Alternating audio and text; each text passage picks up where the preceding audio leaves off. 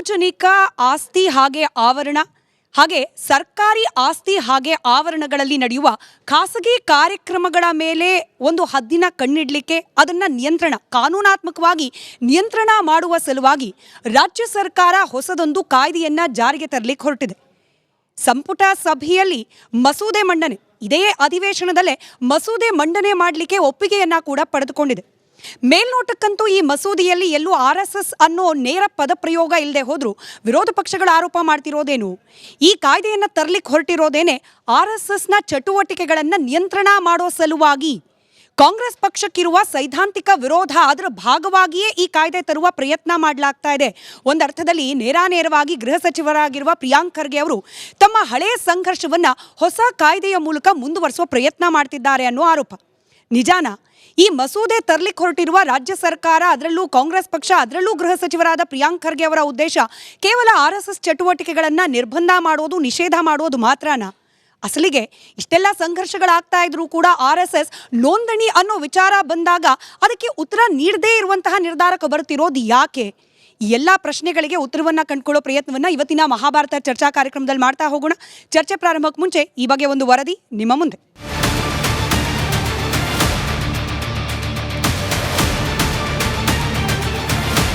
ರಾಜ್ಯ ಸರ್ಕಾರ ವರ್ಸಸ್ ಸಂಘ ಪರಿವಾರ ಸಂಘರ್ಷ ರೌಂಡ್ 2 ಶುರುವಾದಂತಾಗಿದೆ.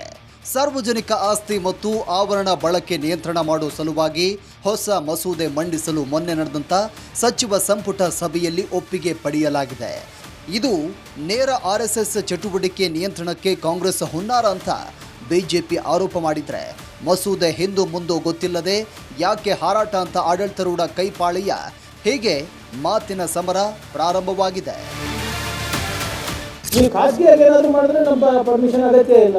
ಇಲ್ಲಿ ತಾಕತ್ತಿದ್ರೆ RSS ಅನ್ನ ಬ್ಯಾನ್ ಮಾಡ್ತಕ್ಕಂತ ಪ್ರಯತ್ನ ಮಾಡಿ ನೋಡೋಣ.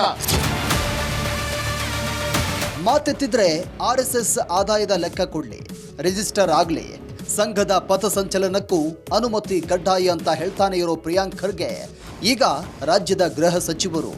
ಇದೇ ಹೊತ್ತಲ್ಲಿ RSS ಕಾರ್ಯಚಟುವಟಿಕೆಗಳ ಮೇಲೆ ನಿಯಂತ್ರಣ ಸಾಧಿಸಲು ಕರ್ನಾಟಕ ರಾಜ್ಯ ಸಾರ್ವಜನಿಕ ಪ್ರವೇಶ ನಿಯಂತ್ರಣ ವಿಧೇಯಕ 2026 ಜಾರಿ ಬಗ್ಗೆಯೂ ಸಚಿವ ಸಂಪುಟದಲ್ಲಿ ಚರ್ಚೆ ನಡೆದಿದೆ.